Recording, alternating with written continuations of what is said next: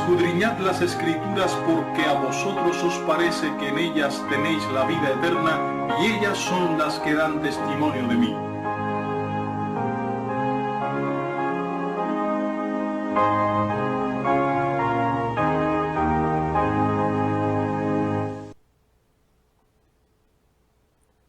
Buenos días a todos.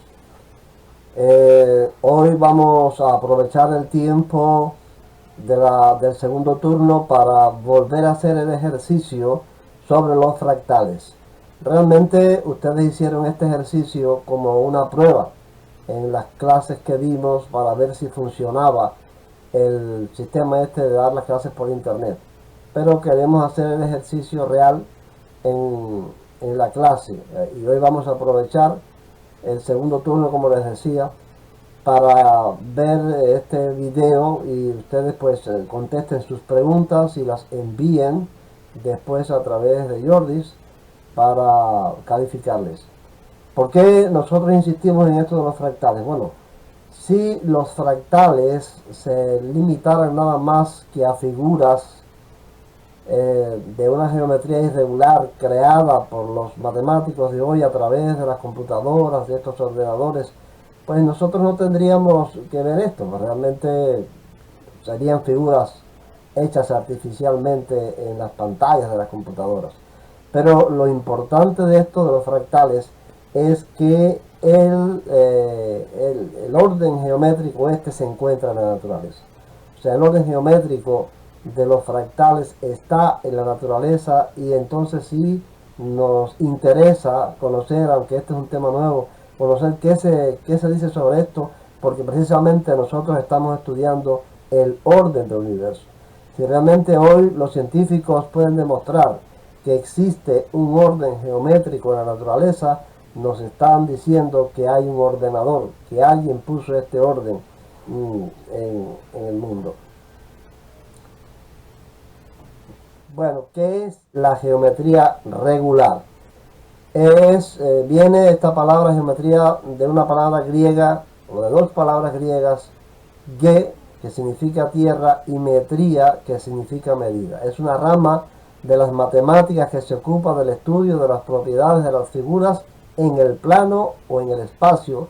Es tan antigua que algunos creen tuvo su origen en el Egipto antiguo. Las figuras geométricas incluyen las rectas y las curvas, el triángulo, el cuadrado, el rectángulo, el rombo, el círculo, el trapecio, el pentágono, el hexágono, la pirámide, y así una gran cantidad de figuras que el hombre mismo ha creado. Ahora, esta geometría se conoce como la geometría de Euclides. ¿Quién fue Euclides? Bueno, fue un matemático y geómetra griego quien vivió entre los años 325 al 265 a.C. y se le conoce como el padre de la geometría.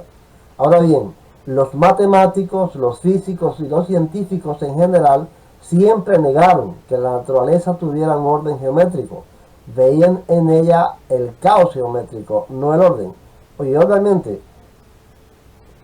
guiándose por la geometría clásica, la geometría tradicional de Euclides, no puede haber ninguna de estas figuras, se pueden ver en un árbol, ni tampoco las figuras de la geometría clásica se pueden ver en unas montañas o en un río.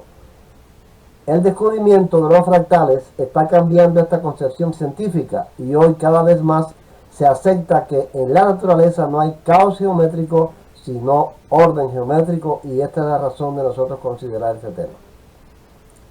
¿Qué es un fractal? Bueno, pues un fractal es una geometría irregular, no está sujeta a la geometría de Euclides, sino se está descubriendo, los científicos hoy están descubriendo que hay una geometría irregular en la naturaleza.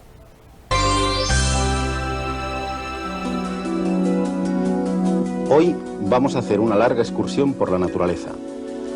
Un frondoso bosque nos refresca el ambiente. Una cadena de montañas en forma de sierra rasgan el horizonte. Sobre ellas, unas nubes blancas adornan el cielo. Difícilmente podríamos representar los elementos de este paisaje utilizando la geometría clásica, la geometría de las rectas y de las curvas, la geometría de Euclides.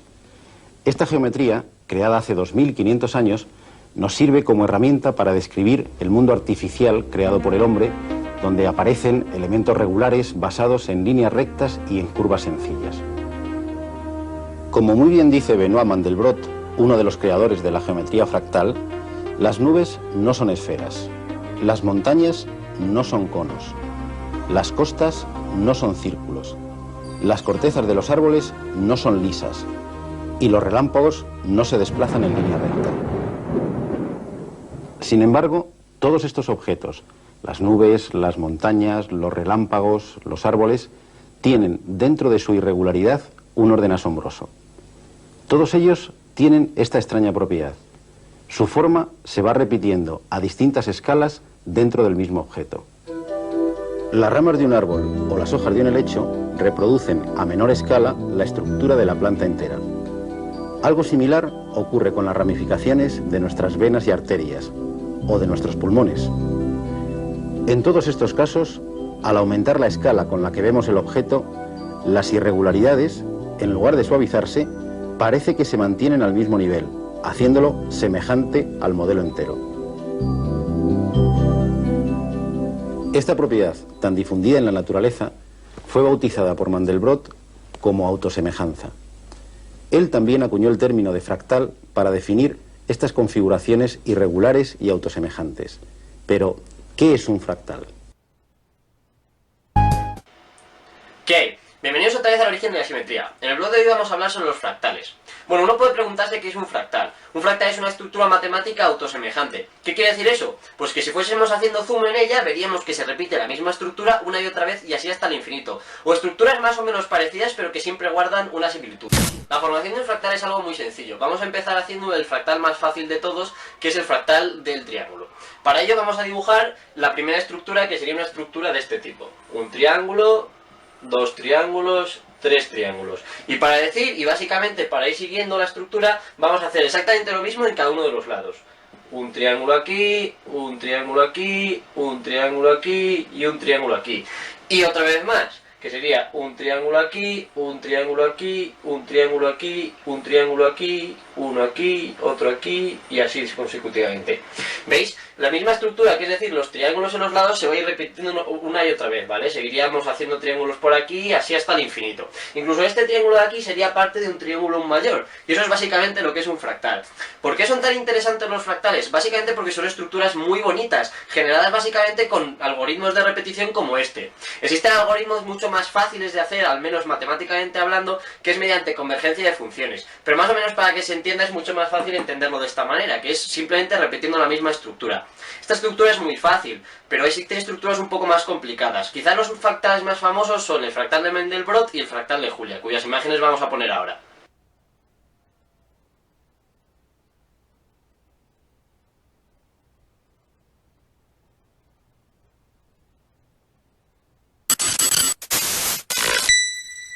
Pero lo realmente interesante de los fractales es que son estructuras que están por todas partes. Los fractales en la naturaleza están por todos lados. La estructura de un copo de nieve que todos habéis visto es un fractal. La rama de los árboles también sigue siendo un fractal. Incluso hay un montón de vegetales, como este, que no me acuerdo nunca de cómo se llama, que también es un fractal. Voy a cerrar el blog dejándoos con unas imágenes de los fractales en la naturaleza. A ver si sois capaces de descubrir cuál es la estructura que se va repitiendo una y otra vez.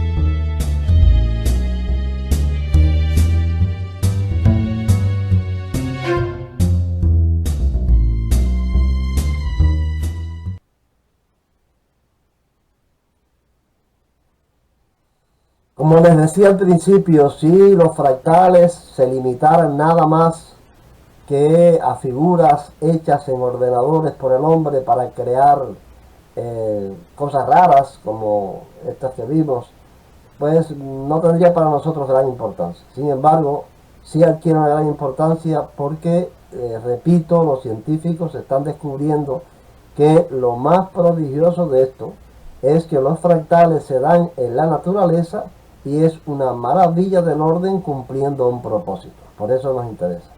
porque no se limita a figuras raras hechas en una computadora, sino que estas mismas autosemejanzas o repeticiones se dan en la naturaleza, y demuestra que de la misma manera en que para hacer la figura rara en la computadora se requiere un orden geométrico, para darse también en la naturaleza se requiere un orden establecido por un ordenador.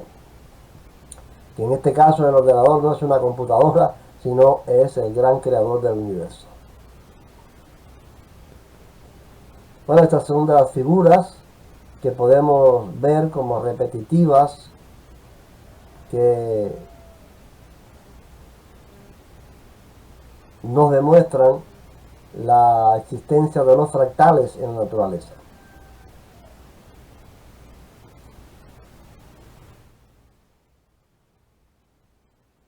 Aquí quizás en la hoja del helecho es la que más resalta en esto. Si nosotros miramos toda la hoja del helecho, vamos a ver que es una repetición de cada una de las hojitas más pequeñas, como esta es la repetición de una de estas hojitas, y así vamos hacia lo más pequeño, y todo es una autosemejanza, todo es una repetición de figuras pequeñas que se van haciendo más grandes hasta conformar el árbol entero. Así ocurre con estas otras, con la cola de un pavo real, con un caracol,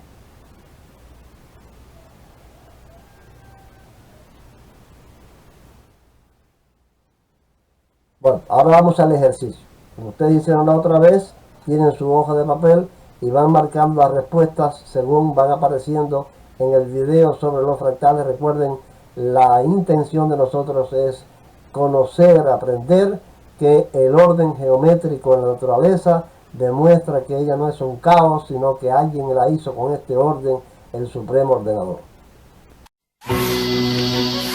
Puedes encontrarlos en la selva, dentro del campo de la investigación médica, en las películas, así como en el mundo de la comunicación inalámbrica. Finalmente se ha revelado uno de los mayores secretos en cuanto al diseño de la naturaleza. Dios mío. Pues claro, es obvio. Es una forma de aspecto extraño de la cual puede que nunca hayas oído hablar, pero se encuentra en todas partes, una forma irregular que se repite denominada fractal. Ocurre constantemente dentro de la biología. Son soluciones que la selección natural ha planteado una y otra vez. Los fractales se encuentran en nuestros pulmones, riñones y vasos sanguíneos. Flores, plantas, el sistema del tiempo, el ritmo del corazón, la verdadera esencia de la vida. Fue obra de un matemático inconformista descubrir cómo funcionaba. Yo no juego con fórmulas, juego con imágenes. Y eso es lo que llevo haciendo toda la vida. Lo suyo fue un desafío audaz frente a siglos de viejas suposiciones acerca de las diferentes formas que adoptaba la naturaleza. Se quitaron el antifaz y la gente comenzó a ver formas que siempre habían estado ahí, pero que siempre habían sido invisibles. Haciendo lo invisible visible, encontrando el orden en el caos. ¿Qué misterios puede ayudar a revelar? A continuación en Nova.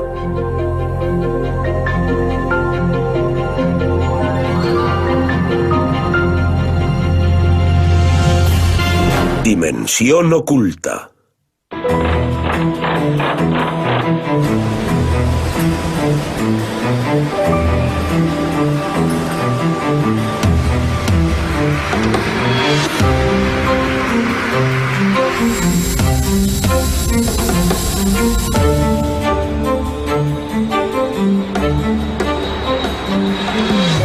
En 1978 los ingenieros de Boeing Aircraft en Seattle estaban diseñando un avión experimental. Cosas exóticas con 2 alas, 2 colas o 2 fuselajes. Cosas extrañas, porque quién sabe, podría funcionar. Un joven experto en informática llamado Loren Carpenter les estaba ayudando a visualizar la apariencia de los aviones en vuelo. Cogía sus datos y hacía fotos desde diferentes ángulos, pero quería ser capaz de poner una montaña detrás, porque en todas las fotos publicitarias de los Boeing aparecen montañas.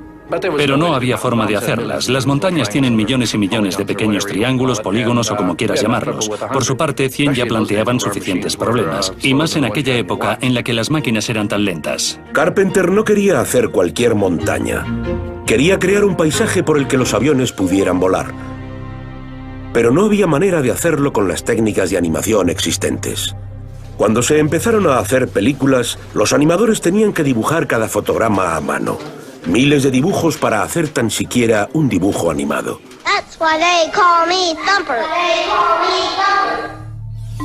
Pero eso fue antes de que Loren Carpenter descubriera la obra de un matemático poco conocido llamado Benoit Mandelbrot. En 1978 descubrí en una librería el libro de Benoit Mandelbrot, Los objetos fractales, forma, azar y dimensión, que hablaba de la geometría fractal en la naturaleza. Me lo llevé y lo leí 2 veces, hasta la última palabra, incluso las notas a pie de página y las referencias. En su libro, Mandelbrot decía que muchas de las formas de la naturaleza podían ser descritas de forma matemática como fractales, una palabra que él inventó para definir formas fragmentadas o aparentemente irregulares. Mandelbrot dijo que podemos crear un fractal cogiendo una forma de aspecto suave y fragmentándola una y otra vez. Carpenter decidió intentarlo con su ordenador. En 3 días estaba produciendo imágenes de montañas en el ordenador del trabajo. El método es muy sencillo. Empiezas con un paisaje hecho a base de triángulos muy básicos y grandes. Y luego, cada triángulo lo divides en 4 triángulos y luego lo vuelves a dividir y así una y otra vez. Repeticiones interminables, lo que los matemáticos denominan iteración. Es una de las claves de la geometría fractal. Las imágenes eran impresionantes, eran totalmente increíbles. Nadie había visto nunca nada igual. Abrí la puerta a un nuevo mundo de creación de imágenes. Llegó al ordenador y toda la comunidad gráfica se entusiasmó con los fractales porque de repente resultaban sencillos de hacer, de modo que todo el mundo empezó a hacerlos. Carpenter pronto dejó los Boeing para unirse a la película de Lucas, donde en lugar de crear montañas, inventó un planeta completamente nuevo para Star Trek II, la ira del Khan. Era la primera vez que se creaba una escena completamente por ordenador en una película.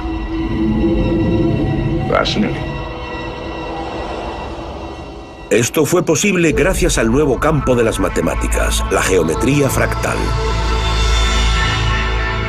Benoit Mandelbrot, cuya obra había inspirado esa innovación, era alguien que se enorgullecía por diferenciarse del resto. Veía cosas que nadie más sospechaba, y cuando se las mostraba decían, claro, claro, pero en realidad nunca lo habían visto. Se puede ver en las nubes, en las montañas, incluso dentro del cuerpo humano. La clave de la geometría fractal, y lo que todos eludían hasta que Mandelbrot dijo, esta es la forma de ver las cosas. Si contemplamos solo la superficie vemos complejidad, y no parece nada matemático. Mandelbrot propuso que pensáramos no en lo que veíamos, sino en cuál era el motivo que producía lo que estábamos viendo. Conlleva repeticiones interminables. Eso dio lugar a uno de los rasgos más característicos de un fractal, lo que los matemáticos denominan autosimilitud. La principal idea es que si lo acercas o lo alejas, el objeto siempre tiene la misma apariencia. Si miras algo a esta escala y escoges una pequeña parte y lo alejas, tiene la misma forma. La totalidad del fractal es igual que cualquiera de sus partes, que es igual a otro trozo más pequeño. La similitud del patrón no deja de sucederse. Uno de los ejemplos más característicos de la autosimilitud es un árbol. Si miramos cada uno de los nodos en los que se ramifica este árbol, lo que vemos es que este patrón por el que se ramifica es muy similar en todo el árbol. A medida que avanzamos desde la base hasta la parte superior, vemos cómo hay ramas madre que se ramifican en ramas hijas. Si cogemos esta rama y este nodo y subimos a una rama de más arriba, lo que nos encontramos es que el patrón de ramificación es similar. Una vez más, este patrón de ramificación se repite repite a lo largo del árbol, hasta la parte superior, donde se encuentran las hojas. Nos encontramos la autosimilitud en todas partes, desde el tallo del romanescu a la superficie lunar, hasta las arterias que transportan la sangre por nuestro cuerpo. Pero la fascinación de Mandelbrot con estas formas de aspecto irregular le llevó a ponerse completamente en contra de siglos de tradición matemática. Dentro del campo de la ciencia y de las matemáticas, la suavidad lo era todo. Yo lo que hice fue descubrir la rugosidad con el fin de que se investigara. Utilizamos las matemáticas para construir las pirámides, para levantar el Partenón. Empleamos las matemáticas para estudiar el movimiento regular de los planetas, etc. Nos acostumbramos al hecho de que ciertos patrones eran matemáticos. Patrones arquitectónicos, principalmente patrones de estructuras hechas por humanos donde había líneas rectas, círculos y perfectas formas geométricas. La idea principal que subyace a las matemáticas clásicas es que todo es extremadamente regular. Es decir, todo se reduce a líneas rectas. Círculos, triángulos, Superficies planas, pirámides, tetraedros, icosaedros, dodecaedros. Bordes suaves. Las matemáticas clásicas están diseñadas para estudiar el mundo que hemos creado, las cosas que hemos construido por medio de las matemáticas clásicas. Los patrones de la naturaleza, los elementos que ya estaban ahí antes de que nosotros llegáramos al planeta, los árboles, las plantas, las nubes, el sistema del tiempo, todo eso es ajeno a las matemáticas. Hasta los años 70, cuando Benoit Mandelbrot introdujo su nueva geometría. Mandelbrot llegó y dijo: oye, solo tenéis que mirar los patrones de la naturaleza de la forma correcta y podréis aplicar las matemáticas. Hay un orden bajo el aparente caos. Podéis crear fórmulas que describan las nubes, las flores y las plantas. Es solo que son otro tipo de fórmulas, lo cual nos conduce a un tipo diferente de geometría.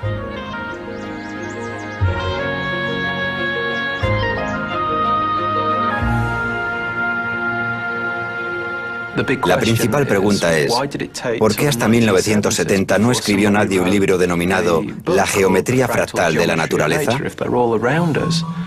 Si se encuentra en todas partes, ¿cómo es que no se ha visto antes? La respuesta parece indicar que la gente ya lo había visto. La gente claramente reconocía esta cualidad repetitiva de la naturaleza. Personas como el gran artista japonés del siglo XIX, Katsushika Hokusai.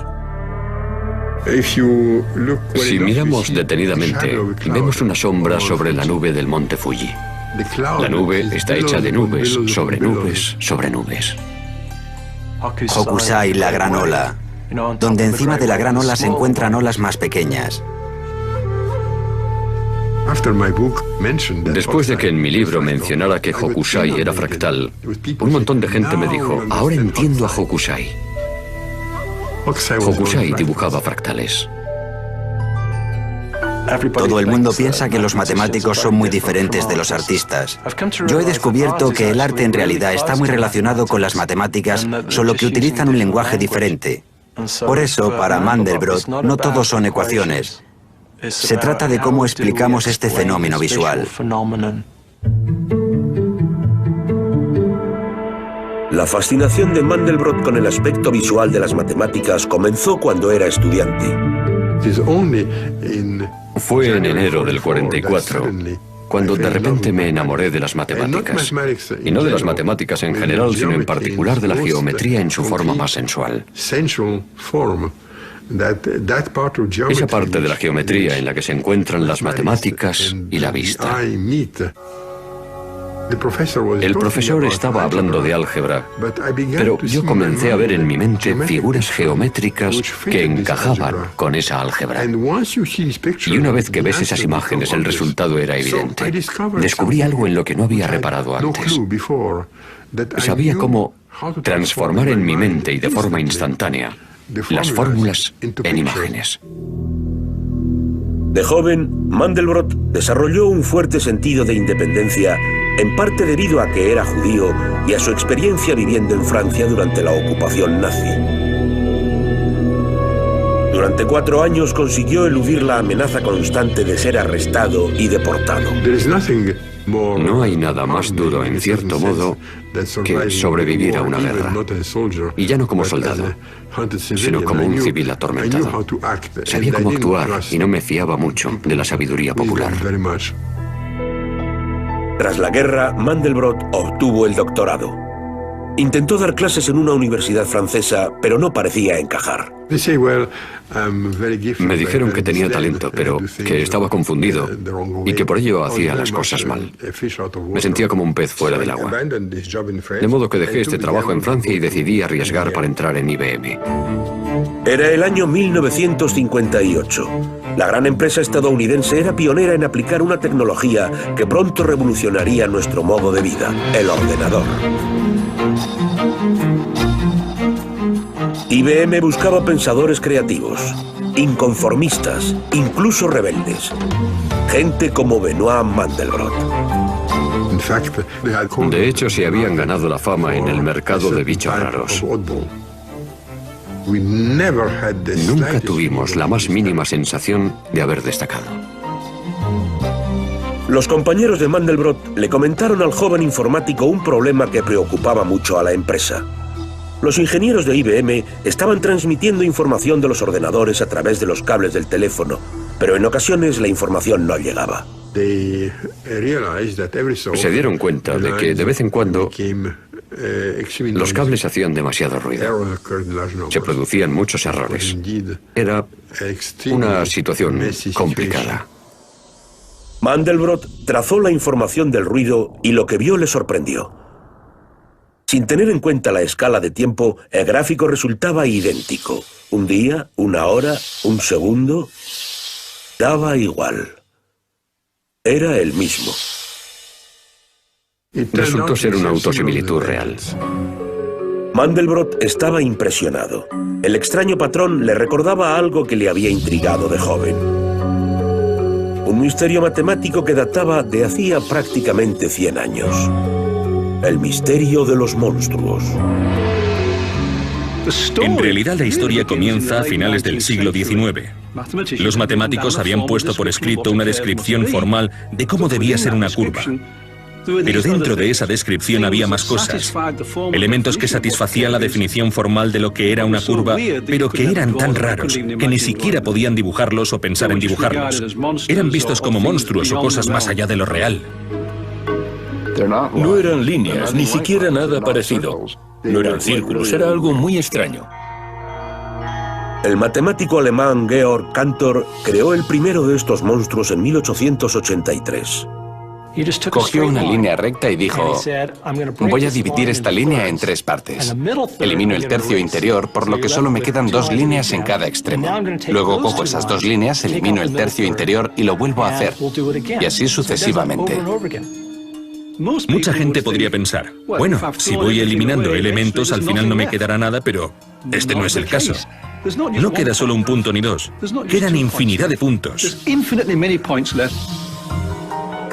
Si acercamos el conjunto de Cantor, el patrón sigue siendo el mismo. Se parecía mucho a los patrones de ruido que Mandelbrot había visto en IBM. Otra forma extraña fue presentada por el matemático sueco Helge von Koch.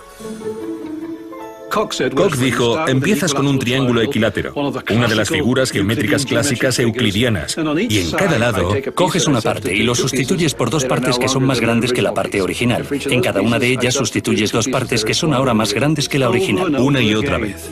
Obtienes la misma forma, pero ahora cada línea tiene un pequeño triángulo. Y lo vuelvo a romper una vez más y otra vez más. Cada vez que lo rompo, la línea se hace más larga. Cada iteración, cada ciclo, añade otro pequeño triángulo.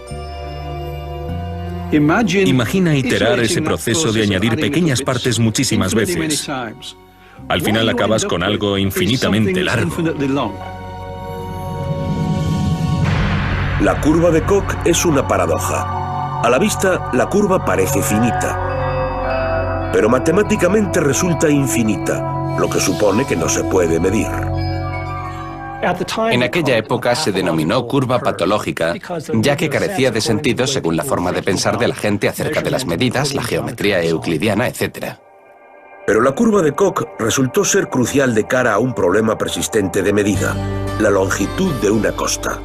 En 1940, el científico británico Louis Richardson había observado que puede haber mucha variación entre las diferentes medidas de una costa.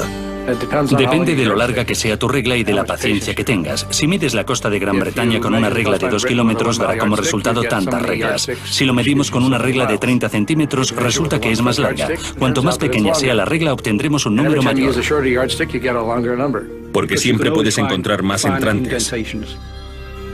Mandelbrot descubrió que cuanto más finos sean los entrantes de la curva de Koch, mejor, ya que era precisamente lo que se necesitaba para modelar las costas. Escribió un artículo muy famoso en la revista Science denominado ¿Cuánto mide la costa de Gran Bretaña? Según Mandelbrot, la costa, en términos geométricos, es fractal. Y aunque sabía que no se podía medir la longitud, sospechó que podía medir algo más, su rugosidad. Para poder hacerlo necesitaba replantearse uno de los conceptos más básicos de las matemáticas, la dimensión. En la geometría convencional, cuando pensamos en una dimensión es una línea recta. 2 dimensiones sería el área de la superficie de una caja. Y 3 dimensiones sería un cubo. Pero, ¿podría haber algo que estuviera a caballo entre las dos? Mandelbrot dijo que sí, los fractales. Y a mayor rugosidad, mayor es su dimensión fractal. Hay muchos términos técnicos como dimensión fractal, autosimilitud, pero esos son solo la base de las propias matemáticas. Lo que hace la geometría fractal es darnos una forma de contemplar el mundo en el que vivimos y en especial el mundo de los seres vivos, de una forma extremadamente precisa.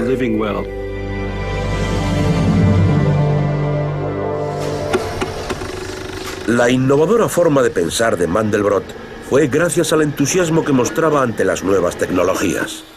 Los ordenadores facilitaron a Mandelbrot hacer iteraciones, los ciclos interminables y repetitivos de cálculo que exigían los monstruos matemáticos.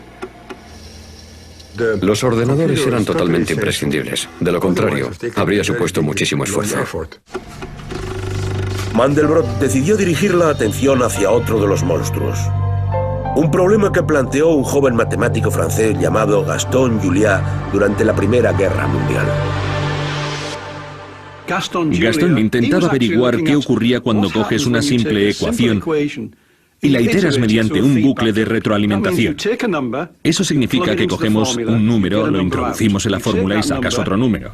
Coges ese número, de vuelta al principio y lo introduces en la misma fórmula. Sacas otro número y lo iteras y así una y otra vez. La pregunta es, ¿qué pasa cuando se itera muchas veces? La serie de números que se obtienen se denomina conjunto, el conjunto de Juliá. Pero haciéndolo a mano no había forma de saber cómo quedaba todo el conjunto. Se llevaron a cabo intentos para dibujarlo a mano mediante la aritmética poniendo un punto en un papel cuadriculado. Había que retroalimentarlo cientos, miles, millones de veces. El desarrollo de este nuevo tipo de matemáticas tendría que esperar hasta que se inventaran ordenadores más rápidos. En IBM, Mandelbrot hizo algo que Juliá nunca pudo hacer: utilizar un ordenador para realizar las ecuaciones millones de veces. A continuación, transformó los números del conjunto de Juliá en puntos en un gráfico. Mi primer paso fue dibujar mecánicamente un gran número de conjuntos de Juliá. No solo un dibujo, sino cientos de ellos. Esas imágenes hicieron que Mandelbrot llevara a cabo un gran avance. En 1980 creó su propia ecuación, una que combinaba todo el conjunto de Juliá en una sola imagen. Cuando Mandelbrot iteró su ecuación, consiguió su propio conjunto de números. Dibujados en el ordenador, eran como una especie de mapa de carreteras de todo el conjunto de Juliá. Pronto se convirtió en el emblema de la geometría fractal, el conjunto de Mandelbrot. Se cruzan en determinadas zonas y tiene una especie de ya sabes. Y tiene pequeñas espirales que lo conforman. Es una cosa negra parecida a un escarabajo que se arrastra por el suelo. Caballitos de mar. Dragones. De hecho, algo parecido a mi pelo. Mediante esta misteriosa imagen, Mandelbrot estaba planteando un desafío audaz a ideas que venían de largo acerca de los límites de las matemáticas. Se quitaron el antifaz y la gente comenzó a ver formas que siempre habían estado ahí, pero que siempre habían sido invisibles. El conjunto de Mandelbrot es un gran ejemplo de lo que se puede hacer en la geometría fractal. Al igual que el círculo, era el arquetípico ejemplo de la geometría clásica.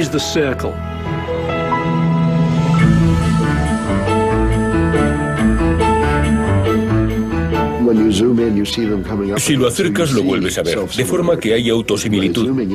Como veis, si lo acercamos muchas veces, de repente te da la sensación de que estás en el mismo sitio, pero en realidad no es así. Es solo que en esta parte de aquí tiene la misma estructura que desde donde partimos, y la igualdad se puede entender.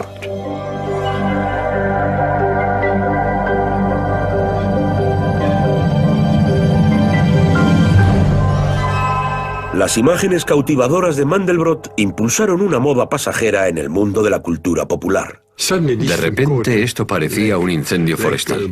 Todo el mundo quería tenerlo.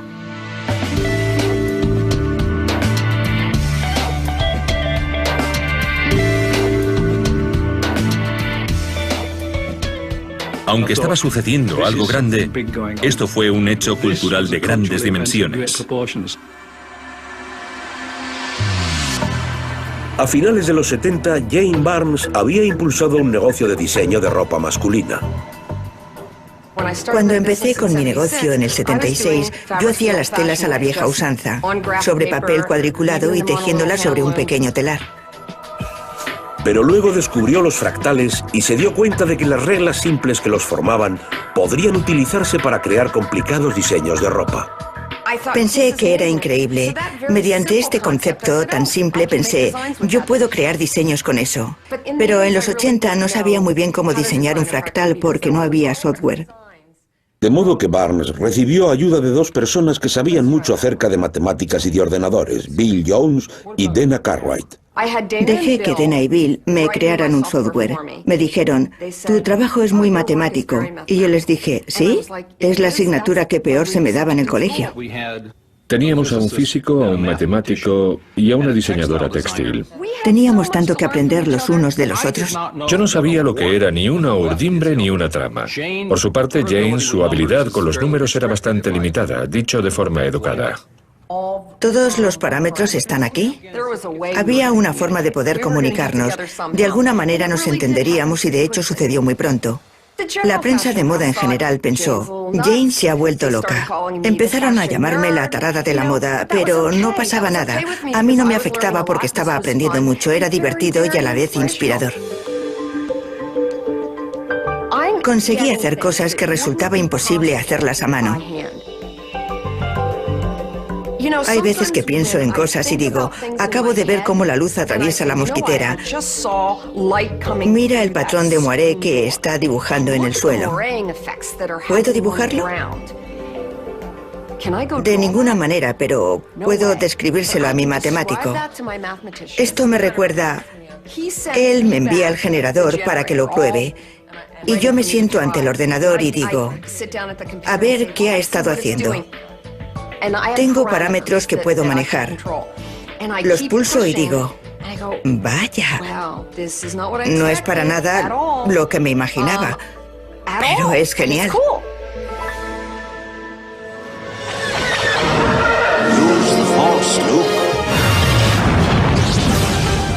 El mismo tipo de principios de diseño de fractales ha transformado completamente la magia de los efectos especiales.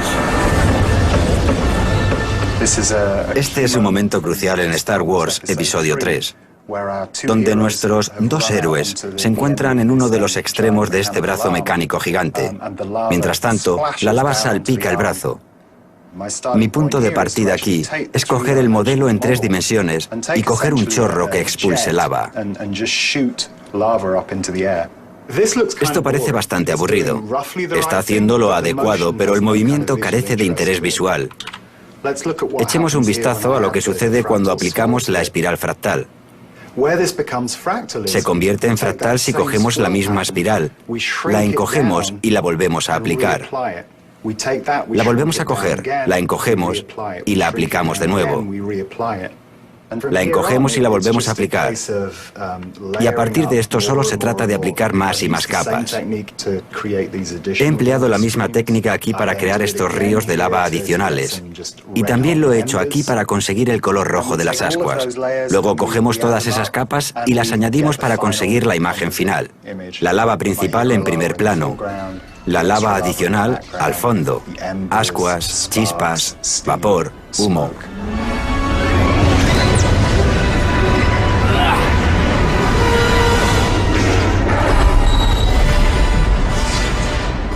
Diseñadores y artistas de todo el mundo aprueban el potencial visual de los fractales. Pero cuando se publicó por primera vez el conjunto de Mandelbrot, la mayoría de los matemáticos reaccionaron con desprecio. En el Mathematical Intelligencer, una revista de chismorreo para matemáticos profesionales, no dejaban de sucederse artículos diciendo que él no era un matemático, que era un mal matemático, que eso no eran matemáticas y que la geometría fractal no servía para nada. La vista había sido desterrada de la ciencia, había sido excomulgada. Sus compañeros, y en especial sus amigos matemáticos, a los cuales él respetaba, le dieron la espalda. Porque te acostumbras a un mundo que has creado y en el que vives. Y los matemáticos se han acostumbrado a ese mundo de suaves curvas en el que pueden hacer cosas. Estaban aferrados al viejo paradigma, cuando Mandelbrot y otros pocos estaban muy por delante, abogando por un nuevo paradigma.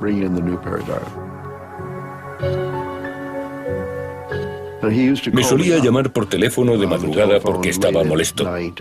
Solíamos hablar. Mandelbrot me decía, esta es una rama de la geometría, igual que la de Euclides. Y eso les ofendía. Decían, no, tan solo es un artefacto de tu estúpido ordenador. Sé que existe el rumor de que los fractales son imágenes bonitas, pero que no sirven para nada. Bueno, es un rumor totalmente ridículo. Mandelbrot respondió a sus críticos con su nuevo libro, La geometría fractal de la naturaleza. Estaba repleto de ejemplos de cómo sus ideas podían ser aplicadas a la ciencia. Mandelbrot argumentaba que por medio de los fractales podía medir con precisión formas naturales y realizar cálculos que podrían aplicarse ante todo tipo de formaciones, desde los patrones de canalización de los ríos hasta el movimiento de las nubes. De modo que este dominio creciente de sistemas vivos, el cual muchos otros matemáticos y yo siempre habíamos visto como bastante lejos de los límites de las matemáticas y en cierto modo lejos de la geometría, de repente pasó a un primer plano. El libro de Mandelbrot fue lo que nos convenció de que no era solo una obra de arte. Era una nueva ciencia en ciernes. Era una forma completamente novedosa de ver el mundo en el que vivimos que nos permitía no solo contemplarlo ni medirlo, sino aplicar las matemáticas y, por tanto, entenderlo con mayor profundidad que antes. Como persona que lleva trabajando con fractales 20 años, no te voy a decir que los fractales estén de moda. Te voy a contar que los fractales son útiles y por eso me importan. En los años 90, un radioastrónomo llamado Nathan Cohen empleó las matemáticas fractales para realizar un gran avance tecnológico dentro de las comunicaciones electrónicas. Cohen tenía una afición. Era un operador radioaficionado, pero su casero tenía una norma en contra de la instalación de antenas en el edificio. Estaba en una conferencia sobre astronomía en Hungría y el doctor Mandelbrot estaba dando una charla sobre la gran escala de la estructura del universo y decía que utilizar fractales es una buena forma de entender ese tipo de estructura, lo cual enloqueció a todo el grupo de astrónomos. Mostró diferentes fractales a los que miré y pensé, sería curioso hacer una antena con esa forma. Me pregunto qué pasaría.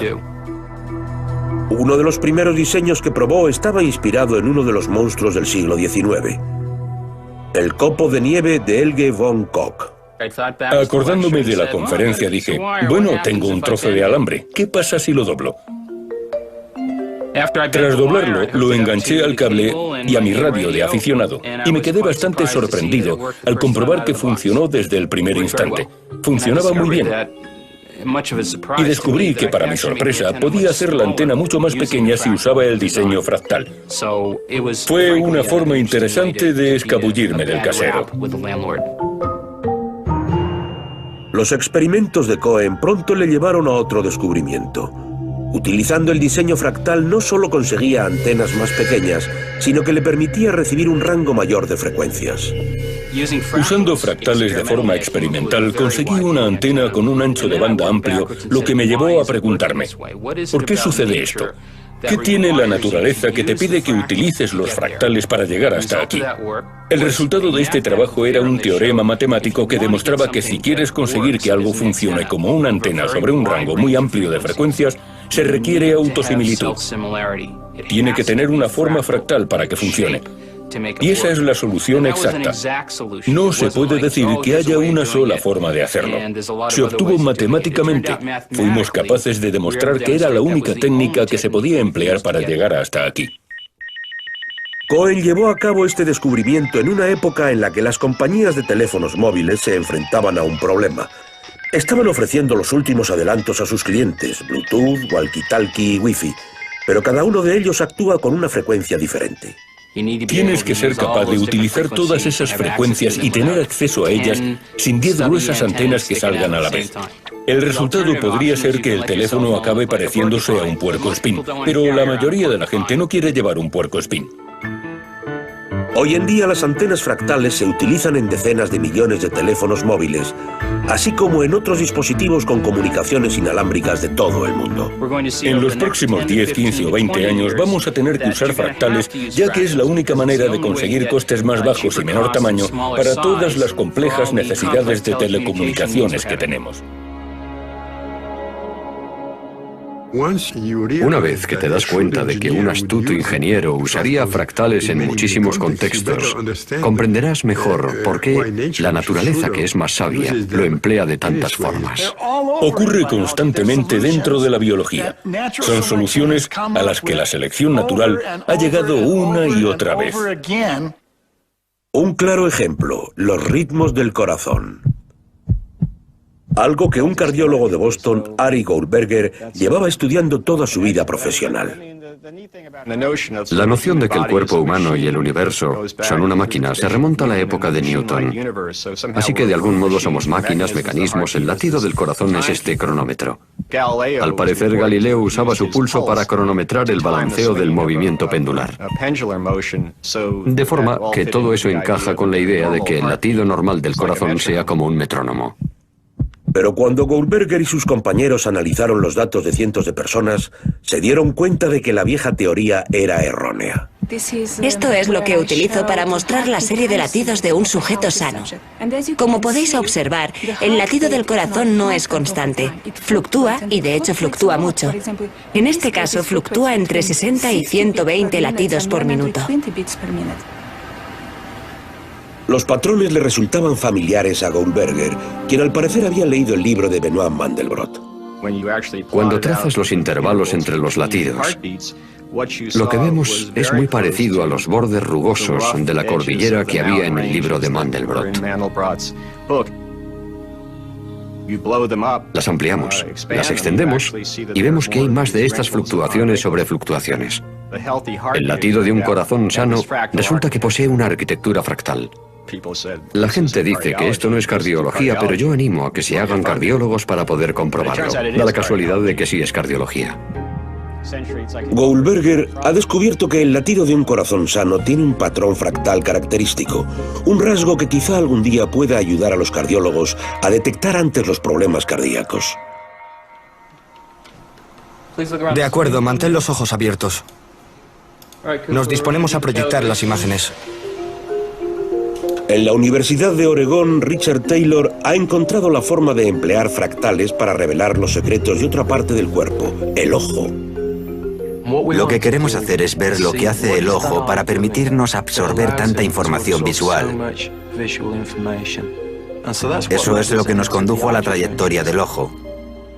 Bajo el monitor hay una cámara infrarroja que de hecho monitoriza hacia dónde mira el ojo. Asimismo guarda esa información. De forma que lo que obtenemos es la trayectoria de hacia dónde ha estado mirando el ojo. Mira qué interesante. El ojo se ha fijado en este patrón. El ordenador hará un gráfico donde habrá diferentes estructuras pequeñas. Es un patrón que si lo acercamos, si le decimos al ordenador que lo amplíe, veremos la dimensión fractal. La prueba demuestra que el ojo no siempre mira las cosas de forma suave y ordenada. Si entendiéramos mejor cómo el ojo recibe información, podríamos hacer un gran trabajo a la hora de diseñar las cosas que necesitamos ver. Un semáforo. Mirar un semáforo. Hay tráfico, peatones. Tus ojos miran a su alrededor para intentar captar toda esa información. La gente diseña las cabinas de los mandos de los aviones, hileras de diales y cosas así. Si tu ojo se mueve rápidamente basándose en la geometría fractal, quizá esa no sea la mejor forma. A lo mejor no quieres esas cosas en una hilera simple. Intentamos buscar la forma natural en la que el ojo intenta captar la información. Va a ser similar a muchos otros procedimientos subconscientes. El movimiento corporal. Cuando mantienes el equilibrio que haces, es algo subconsciente que funciona. Coordinas diferentes balanceos, grandes y pequeños. ¿Podrían todos estos estar conectados para conseguir hacer un patrón fractal? Cada vez, más procesos fisiológicos han demostrado ser fractales. No todos los científicos están convencidos del potencial de la geometría fractal para desarrollar nuevos conocimientos. Los escépticos defienden que ha hecho poco por avanzar en materia de teorías matemáticas, pero en Toronto, el biofísico Peter Burns y sus compañeros ven los fractales como una herramienta práctica, una forma de desarrollar modelos matemáticos que pueden ayudar a diagnosticar casos de cáncer más prematuramente. Detectar tumores muy pequeños es uno de los grandes desafíos dentro de la representación óptica. Burns reconoce que una señal temprana del cáncer es particularmente difícil de ver. Una red de pequeños vasos sanguíneos que se forman junto al tumor. La representación óptica convencional, como los ultrasonidos, no son lo suficientemente poderosos para mostrarlos. Necesitamos ser capaces de ver estructuras que son tan solo unas cuantas décimas de una millonésima a lo largo de un metro. Cuando se trata de un paciente vivo, no contamos con las herramientas para poder ver esos diminutos vasos sanguíneos. Pero los ultrasonidos resultan ser una buena herramienta para ver todo el movimiento de la sangre. ¿Existe alguna forma, se pregunta Burns, de que las imágenes del flujo de la sangre puedan revelar la estructura oculta de los vasos sanguíneos? Para descubrirlo, Burns y sus compañeros utilizan la geometría fractal para realizar un modelo matemático. Si posees una forma matemática para analizar una estructura, puedes crear un modelo. Lo que hacen los fractales es que te proporcionan unas pautas simples mediante los cuales puedes crear modelos. Y si cambiamos algunos de los parámetros del modelo, podremos cambiar la apariencia de la estructura. El modelo muestra el flujo de la sangre en un riñón. Primero a través de vasos sanguíneos normales y luego mediante vasos que suministran un tumor cancerígeno. Burns descubrió que ambos tipos de estructuras tenían dimensiones fractales muy diferentes. En lugar de bifurcarse de forma ordenada como si fuera un bonito olmo, la vasculatura cancerosa resulta caótica, enmarañada, desorganizada, asemejándose más al muérdago. El flujo de la sangre a través de estos enmarañados vasos es muy distinto al flujo a través de los vasos normales. Una diferencia que quizá los médicos puedan algún día detectar con ultrasonidos. Siempre hemos pensado que teníamos que obtener mejores imágenes gráficas, cada vez más precisas, más microscópicas en la resolución, para descubrir la información acerca de la estructura que tiene. Lo que resulta emocionante es que nos proporciona información microscópica sin tener de hecho que mirar a través del microscopio. ¿Ves cómo sube a medida que avanza? Pensamos que ese enfoque fractal puede resultar útil a la hora de distinguir lesiones benignas de las malignas de una forma que hasta ahora no había sido posible. Puede que se tarden años antes de que los fractales puedan ayudar a los médicos a predecir casos de cáncer, pero de momento ya están ofreciendo pistas a uno de los mayores misterios de la biología. ¿Por qué los animales grandes emplean la energía de forma más eficaz que los animales pequeños? Esa es una cuestión que fascina a los biólogos James Brown, Brian Enkis y al físico Jeffrey West. Y por el contrario, habría menos en esta zona. Hay una extraordinaria economía de escala cuando incrementas el tamaño. Por ejemplo, un elefante pesa 200.000 veces más que un ratón. Sin embargo, solo utiliza 10.000 veces más energía en forma de las calorías que consume. Cuanto más grande eres, necesitas menos energía por gramo de tejido para estar vivo. Es un dato increíble. Esto de aquí indica... Y lo que resulta más increíble es el hecho de que esta relación entre la masa y la energía empleada por cualquier ser vivo esté determinada por una mera fórmula matemática. Por lo que sabemos, esa ley es universal o casi universal en los seres vivos. Se aplica desde la más insignificante bacteria hasta las ballenas o las secuoyas.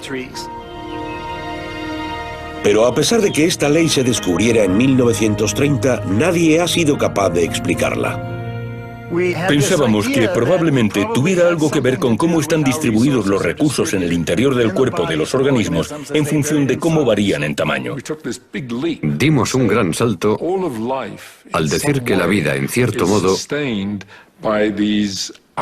está sujeta a esta red de subyacentes que transportan oxígeno, recursos, metabolitos que alimentan a las células.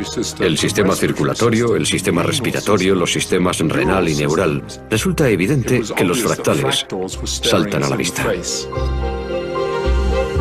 Si todas estas redes biológicas son fractales, eso significa que obedecen a unas simples reglas matemáticas, lo que nos puede llevar a entender mejor su funcionamiento. Si te paras a pensarlo, no resultaría nada eficaz tener un conjunto de planos de cada una de las fases en las que aumenta. Pero si tenemos un código fractal, un código que nos diga cuándo ramificarse a medida que va creciendo, en ese caso, un código genético muy simple puede producir lo que parece un organismo complicado. La evolución por selección natural ha dado con un diseño que parece proporcionar su mayor aprovechamiento. En 1997, West, Brown y Enquist anunciaron su controvertida teoría de que los fractales albergan la clave a la misteriosa relación entre la masa y energía utilizada por los animales. Ahora están probando su teoría en un nuevo y audaz test, un experimento que les ayudará a determinar si la estructura fractal de un solo árbol puede predecir cómo funciona toda la selva. Las mediciones del tronco nos indicarán...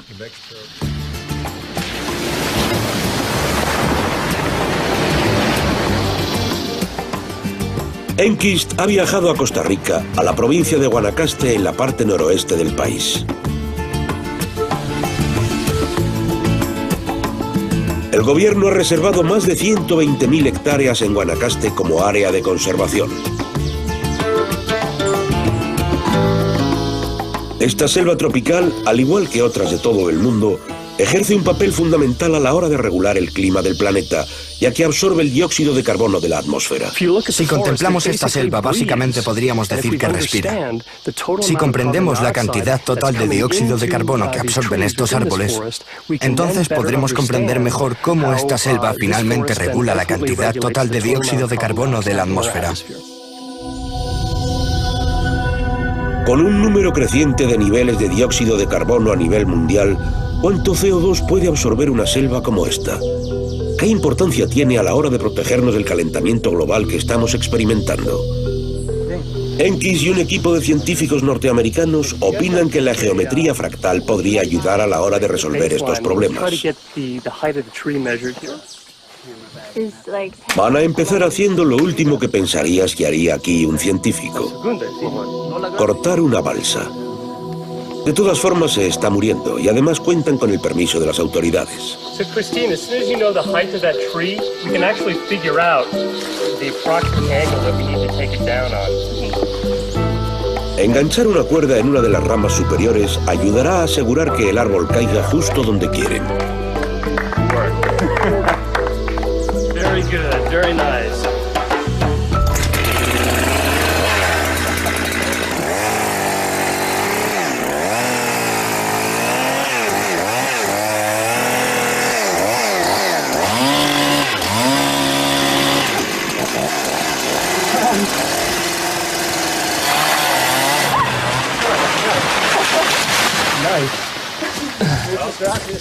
José, perfecto. Está bien.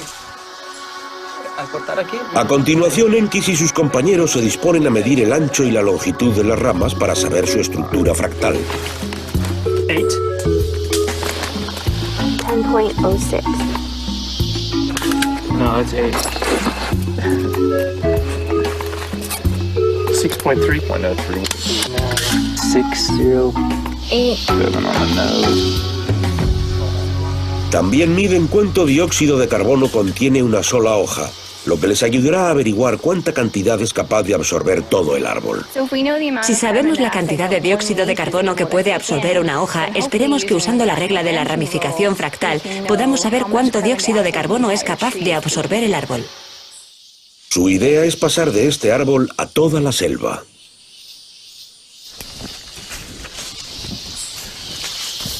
All right, this is good. 13.2, 3.3R. Vamos a censar este bosque.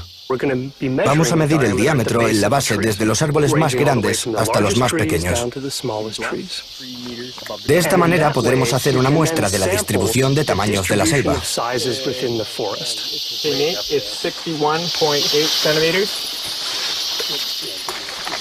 Aunque el bosque pueda parecer aleatorio y caótico, el equipo cree que posee una estructura. Una que, increíblemente, es casi idéntica a la estructura fractal del árbol que acaban de cortar. Lo bonito de esto es que la distribución de tamaños de los árboles individuales del bosque parece coincidir a la perfección con la distribución de los tamaños de cada rama de un solo árbol. Si están en lo cierto, estudiar un solo árbol hará que sea más fácil predecir cuánto dióxido de carbono puede absorber todo un bosque.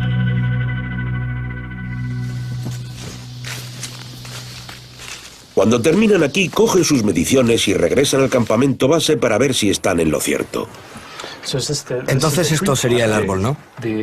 Lo curioso es que si miras el árbol, ves que se repite el mismo patrón de las ramas entre los troncos del bosque. Genial.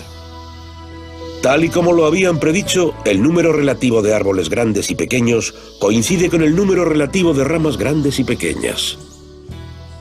Resulta increíble, son paralelos. La inclinación de la línea del árbol parece ser la misma que la del bosque. Entonces supongo que mereció la pena cortar el árbol. Sí, sin duda mereció la pena cortarlo. Hasta ahora, las mediciones obtenidas parecen apoyar la teoría de que un solo árbol puede ayudar a los científicos a evaluar cómo esta selva está ayudando a ralentizar el calentamiento global. Analizando los patrones fractales del bosque, nos ha permitido hacer algo que no podíamos haber hecho antes. Contar con una base matemática para luego predecir cómo el bosque en conjunto absorbe el dióxido de carbono. Por último, resulta importante para entender qué podría pasar con el cambio climático global. Durante generaciones, los científicos han creído que lo agreste de la naturaleza no se podía definir matemáticamente. Pero la geometría fractal nos lleva a un entendimiento completamente nuevo que revela un orden subyacente determinado por unas meras reglas matemáticas. Lo que solía pensar durante mis caminatas por el campo era: son solo unos cuantos árboles de diferentes tamaños, los grandes aquí, los pequeños allá, dando la sensación de que es un desastre arbitrario y caótico, cuando en realidad posee una estructura extraordinaria. Una estructura que se puede trazar y medirse utilizando la geometría fractal. Lo que resulta realmente asombroso es que podemos traducir lo que vemos en la naturaleza en el lenguaje de las matemáticas. Yo sinceramente no creo que haya nada más bello que eso.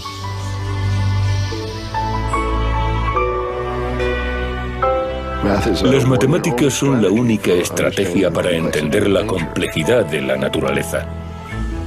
Hoy en día, la geometría fractal nos ha proporcionado mayor léxico. Con este nuevo vocabulario podremos leer más cosas acerca del libro de la naturaleza.